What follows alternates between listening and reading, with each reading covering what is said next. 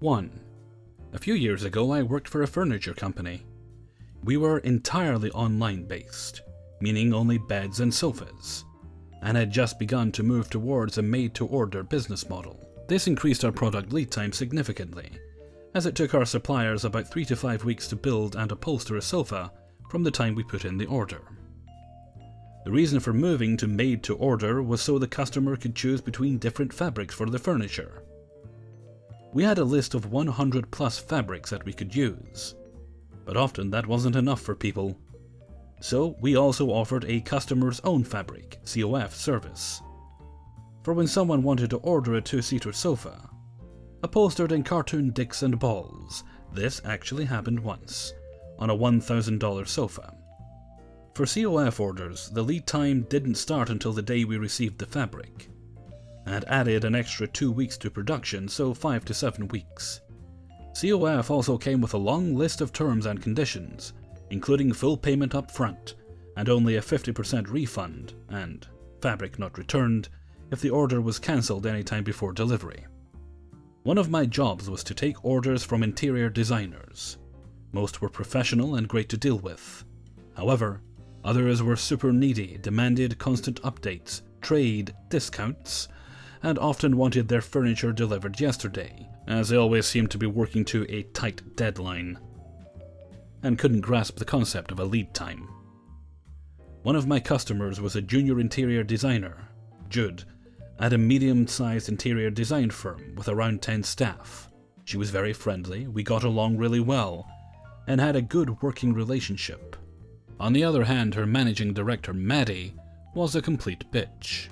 She was constantly complaining about our lead times, the quality of our products, and anything she could think of.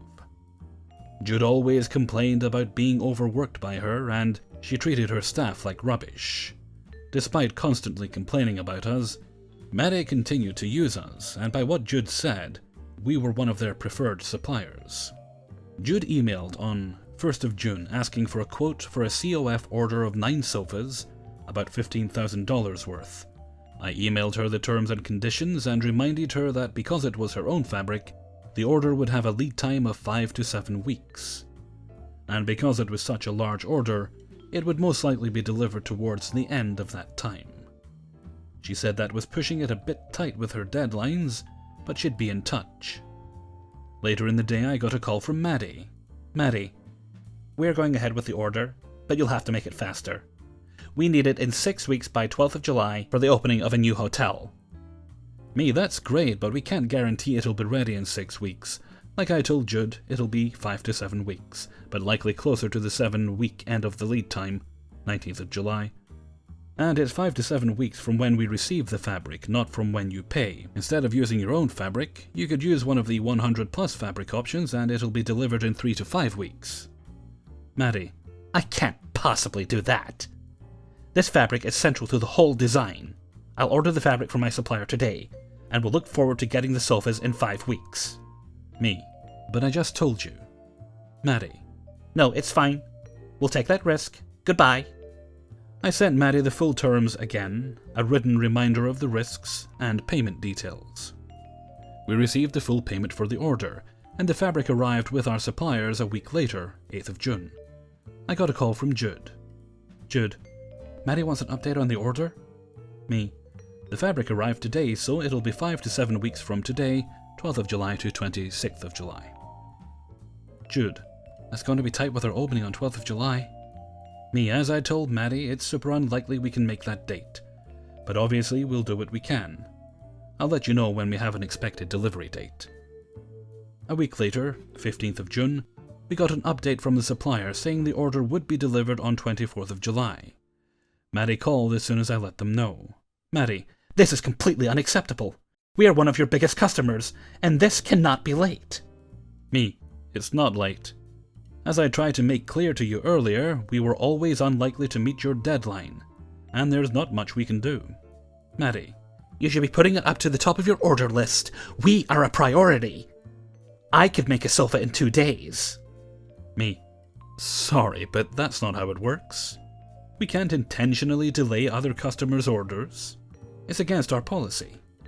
Maddie started yelling unintelligibly and then hung up on me. The next day I got an email saying that she's looking for other suppliers. If you don't hear from me by the end of today, cancel my order. I didn't hear from her again that day, so the next morning I cancelled the order, left a note for the supplier to send the fabric back to her if they hadn't already cut it, and issued a 50% refund. A few days later, 20th of June, Maddie called up outraged. Maddie, what is my fabric doing in my design room? You're meant to be making my sofas. Me, you asked me to cancel the order if I didn't hear from you. Luckily, the suppliers hadn't cut it yet, and we were able to send it back. Maddie, but I still want the sofas. We'll have to delay the opening until the end of July. But we can manage that now. Me, well, in that case, we'll need full payment again, and the lead time will start from the date we have received full payment and the fabric, so they should be ready by around the middle of August. If you get the payment and the fabric to us as soon as possible. She went absolutely crazy, telling me she'd ruin us, and asking for manager's contact details. I passed on all the email evidence, which absolved me of the blame. She cut a deal with my manager that basically gave her another 25% of her refund back. And she proceeded with the order, to be handled directly by my manager, so I had nothing to do with it. I've never had to deal with Maddie again, but I spoke to June a few weeks later. She had spent days trying to find a supplier that would make her 9 sofas in her own material in 4 weeks. Apparently it wasn't possible, which is why she came back to us with her tail between her legs. As for the order, when the fabric got sent back, at some point the labels got mixed up, which resulted in the wrong fabric going onto the wrong sofas. Luckily, our supplier had photo evidence, so we didn't get the blame. But I was quite satisfied on hearing it set their project back about a month and a half. And we weren't at all to blame. Another positive to this story is we stopped doing COF orders. Our management team decided it was too much hassle for a limited reward. So this is the reason there will be no more penis sofas from that company. 2. Last summer I worked as a nanny for a family that had a very interesting living arrangement. The kids were a 6-year-old, a 5-year-old, and 3-year-old triplets, and not well behaved in the slightest. Some backstory. The mother and father had just moved the family in with her parents, and I was under the impression that they were in the process of building a house on some nearby land. The mother's job was an hour and a half to 2 hours commute, and she worked really long shifts, so I hardly saw her after she initially hired me. But she was my main source of contact through texting about caring for the kids, getting paid, things that the kids needed, things she needed me to do around the house, pertaining to the kids only, this is important, etc. The father worked, and often went on jobs that were several hours away too.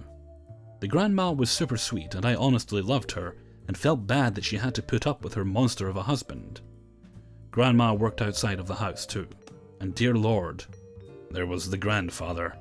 This man was the nastiest, most ill-tempered, cruel, and narcissistic person I may have ever met. Unfortunately, for me and the kids, he worked about half of his time from home, and would occasionally be around the house from 7 a.m. to noonish, when I would otherwise be alone with the kids.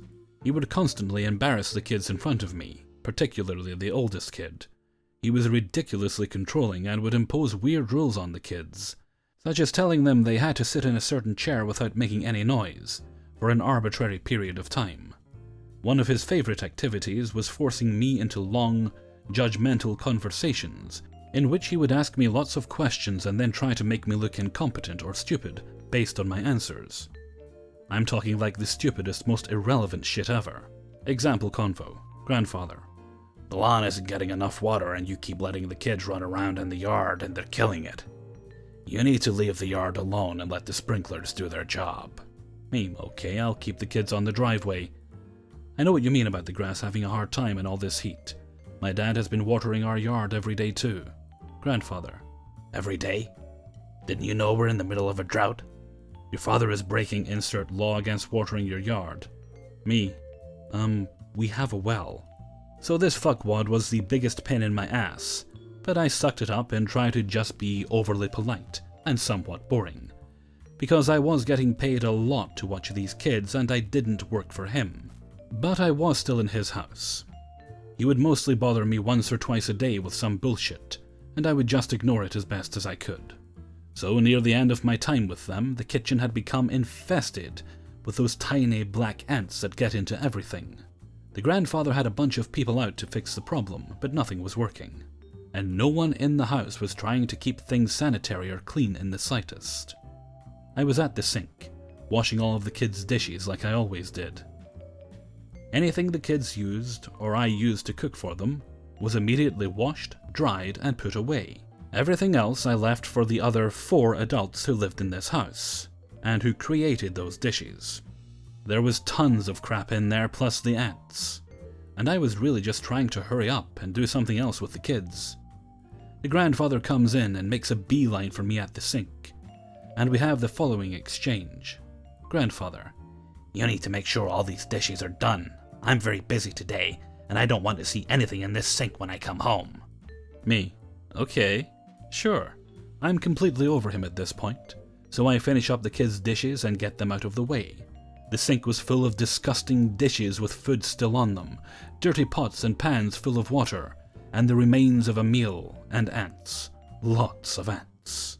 So I carefully forced each and every dirty, unrinsed, ant-covered dish into the dishwasher. It was like Jenga in there. I mean, I put every single dish in that dishwasher, whether it fit or not. Then the kids really needed me for some very important reason, and I just happened to forget to turn the dishwasher on before doing my actual job for the rest of the day. I managed to get out of there before he got home from work that day, and never had a single request from him again. I only wish I could have seen his face when he realized that his dishwasher was now also infested with ants. 3. To give some backstory, I'm a 19-year-old in community college, living in a small neighborhood in my parents' old small house. I mow my own lawn, which is reasonably small, because there is no homeowners association and I can't hire anyone to do it for me. Also, the sun and exercise is great. 3 of my neighbors are either elderly, don't have the time, or don't own mowers of their own, so I mow their reasonably small lawns for free at the same time I mow mine. I live in a very close neighborhood, so while I may do mowing, another neighbor may power wash driveways or some such. Let's just say I mow out of the goodness of my heart, and get compensated with a bottle of cold water afterward by 2 out of the 3. The third, however, is where the malicious compliance begins. The third neighbor is a very stubborn 40-something-year-old lady who, 1. owns her own mower, 2. can afford to hire someone to do it for her, 3. is very specific about how and when her lawn gets done, even though it's free. Reason 3 pisses me off the most, honestly, because she does not let me use my mower or fix hers.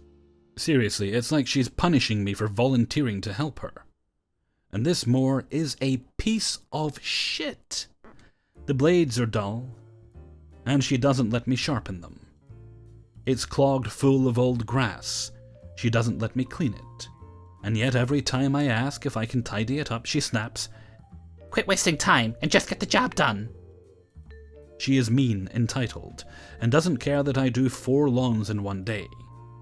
Even on days where I can't mow the lawn because I'm feeling under the weather, or I'm just too busy with school, she threatens to call the Homeowners Association, again we don't have one, and report me for running a business without a license, unless I get the lawn mowed. I'm pretty sure of 3 things. You don't need a license to mow a lawn, it's not a business since I don't ask for money or compensation, and that she doesn't have the number for the Homeowners Association. That doesn't exist. I honestly should have stopped volunteering to mow her lawn a long time ago, but I just never had the heart. Except for last week.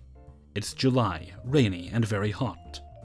And on the morning I was scheduled to mow, it poured like a son of a bitch. Now those of you who mow lawns know you can't, or rather shouldn't, mow your lawn directly after it rains for various reasons. And my neighborhood is pretty shaded, so it takes at least a day to dry up. So around 5 o'clock in the afternoon I'm just relaxing and enjoying the free time, when out of nowhere there is a frantic smashing of a fist on my door. I would call it pounding, but it honestly wasn't. Lo and behold, it's stubborn lady, looking annoyed as ever. As soon as I crack my door, the yelling starts, and I'm almost blasted back as she tries to push my door open.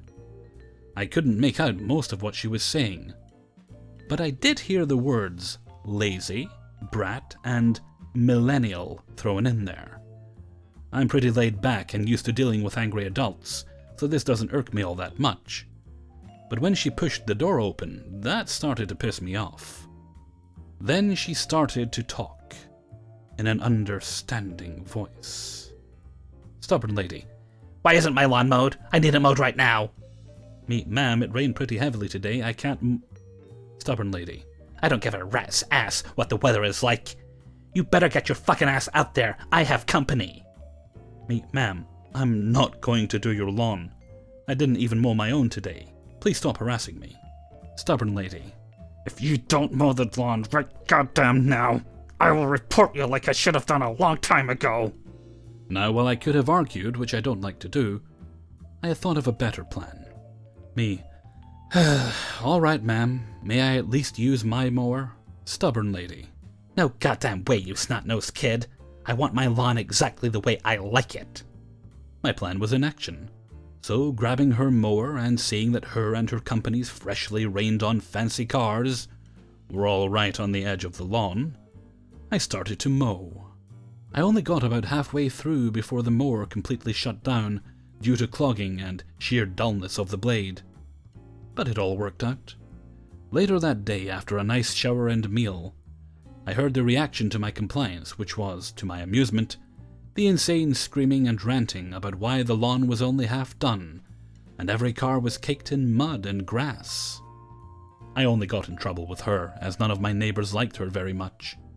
And of course she threatened again to report me to the non-existent homeowners association. To which I said, go ahead, and then once and for all told her I refused to mow her lawn ever again.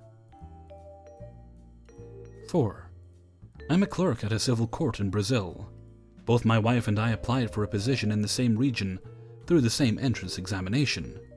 But since my grade was better than hers, I wound up getting the job before she got hers. The region comprises City A, larger and safer, and City B, smaller with a high crime rate, which are about 10 miles apart. I got the job at a civil court in City A, and I chose to work the last shift, 11 to 7. Other shifts are 9 to 5 and 10 to 6. Most clerks choose to work the first shift, and directors tend to value clerks who work the last shift.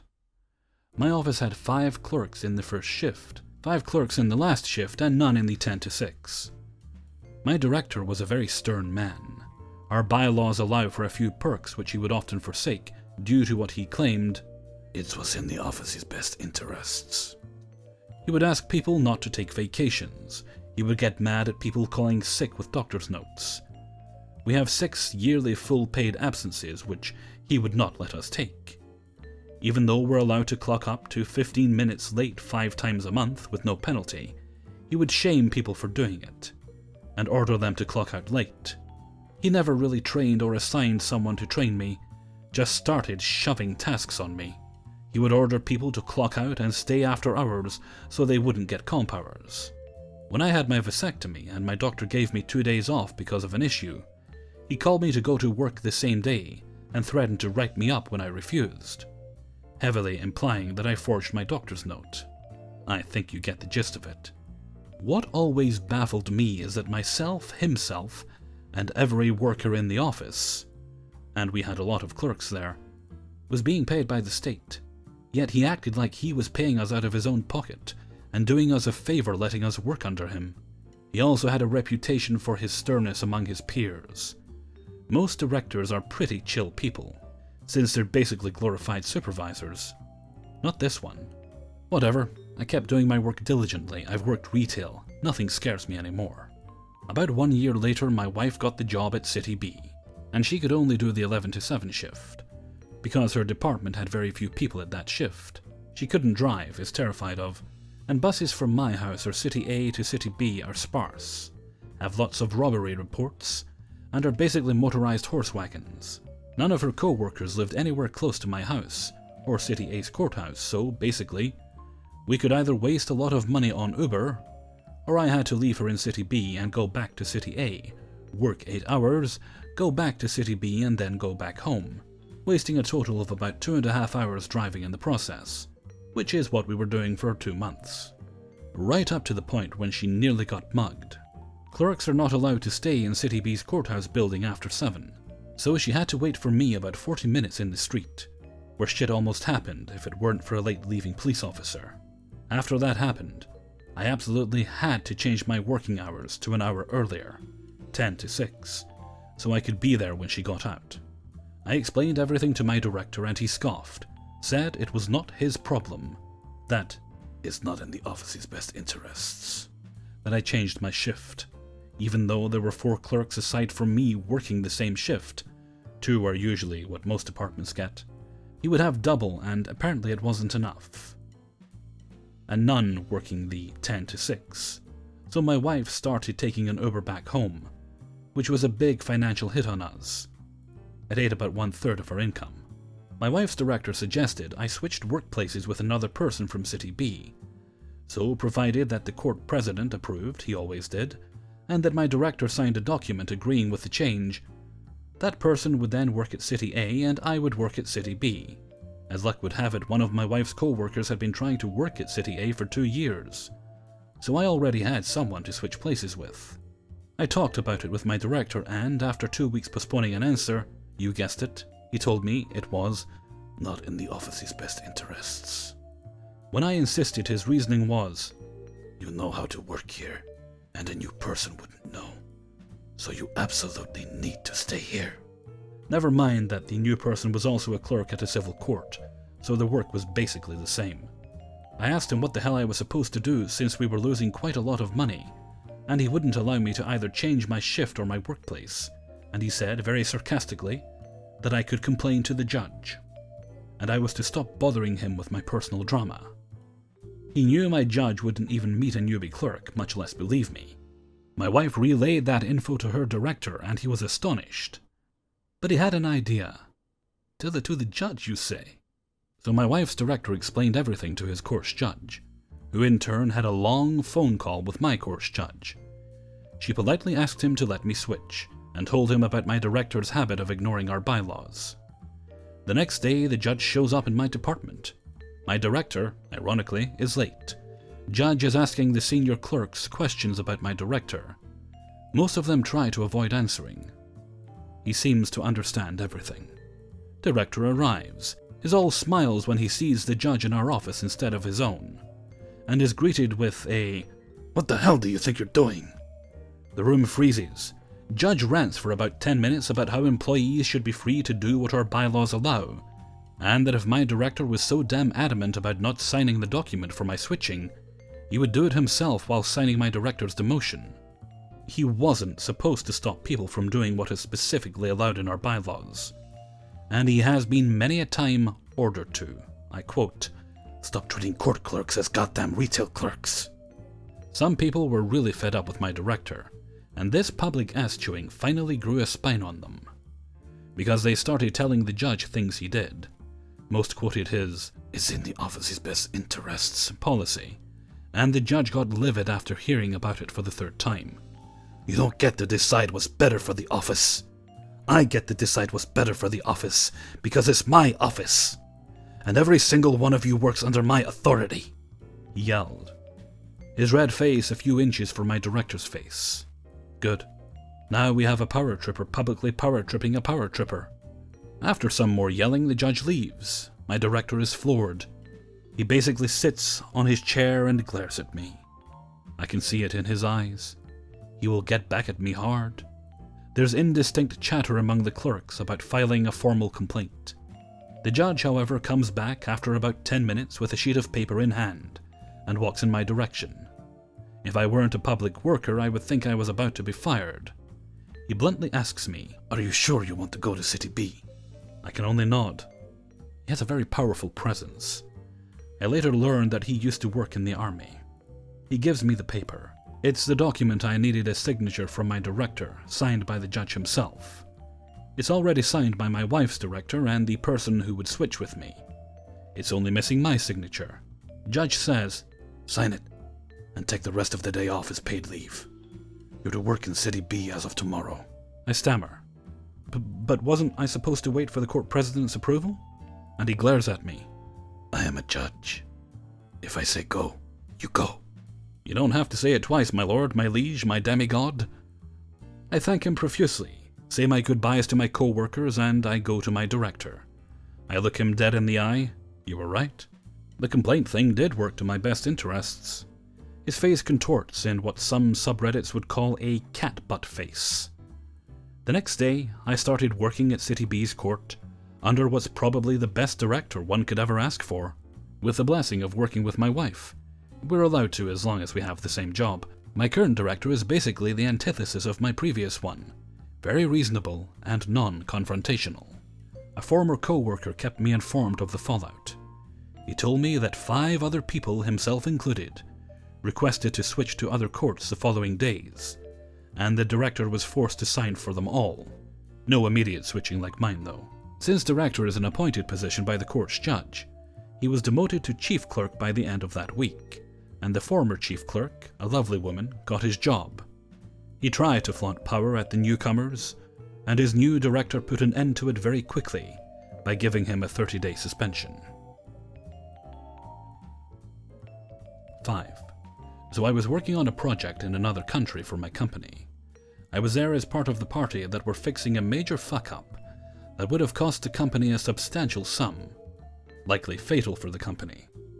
The fuck-up was so bad that a few of us ended up working every day of the week, for 12 hours more or less, for 4 months. Point 1. Now, as everyone else was contracting, they made bank. And it was alright. I, however, was on salary. Were I working minimum wage with overtime, I would have made at least twice what I actually had been. Point 2. Also, as I was the only non-C-level employee on site throughout the project, I had both critical responsibilities and no authority to make critical decisions. Point 3. Also, as my direct reports kept rotating out, I get stuck with this random assortment of jobs ranging from sweeping the floor, breaking concrete, to programming systems, managing network, running electric, fabricating hardware, painting walls, and a bunch of shit in between. Point 4. All of them needed me for some shit every day, even when contractors were specifically given days off. I remember making an improvised workshop in a hotel meeting room, and seeing a big group of them in the pool. Point 5. By month 2.5, I'm wearing thin, and have enough high ground to request a promotion, a raise, and a bonus. A big one on all accounts. I talked to my actual supervisor back home, and they agree I deserve it, as does their boss, but they're being stripped of authority within the organization. I message my supervisor of the day to set a meeting, and get ignored. So do the other messages on apps that confirm that the recipient is reading the messages. Then I try HR, but they're in another country, so I go straight to the CEO, looping them into the one-sided thread. Nada. This leads me to one dreary day in a hot and dirty construction site, where I receive the group message that states only one C-level, one shit-for-brains contractor, and one great but way overworked contractor are allowed to stop local workers from doing their jobs. I am already working through lunch as we're in some emergency mode with my part of the project, when a local crew lead I have never met tells me that they need me to move all the computers I'm setting up out of the way so they can put glorified posters on the wall. Fuck it. I text the 3 people with the authority to stop them, as my project has priority. No response for 20 minutes. Still nothing after that. But I can't tell the local crew to move on, so I maliciously comply and move all the PCs and wrap them in their cables in the middle of the rooms like hostages. Lunchtime. I get a call in 30 minutes that I ignore. Texts flood in from the people that ignored my requests and other C-levels. Panicked about what happened. They need the issue resolved. And a rundown on what happened so that they know who to fire. I tell them I'm on lunch. I'll have one of the good contractors get everything in order, and I'll meet them in the parking lot, our only real break area, in an hour. They confirm. I meet them at the allotted time, frazzled but collected, and give them the rundown on why this fire and all the other previous fires not mentioned in this post keep happening. I inform them that I want to see this project through, but I can no longer justify it to myself to stay on the project, so I would need their help with that. Remember, I was in a critical role. I was the only person in the nearest 6 countries who could run some of these systems. As the CEO was right there, he signed off on a bonus, a raise, and a symbolic promotion.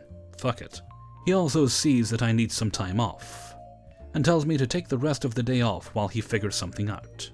When I woke up from my nap, I have a confirmation of a 10k raise, a 30k bonus, and 2 tickets to a tropical getaway in a 5-star resort on a tiny island in the middle of the Indian Ocean. We did finish what we set out to do, and it came out great. I'm good with all the players mentioned. It was just a stupidly stressful project for everyone involved. Hey everybody, Hellfreezer here, and thank you very much for listening to Revenge is Ice Cream, number 7. And I've reached that point in a recording session where my mouth feels kinda numb because I've been talking for so long. Time to rest, I think. Okay, with that I'm going to keep this short and sweet. Hope you all are having a nice weekend. I hope we're all having wonderful weather wherever we are. And with that, it's time to get something to eat and to rest me mouth. So until next time, thank you very much for listening, and take very good care of yourselves.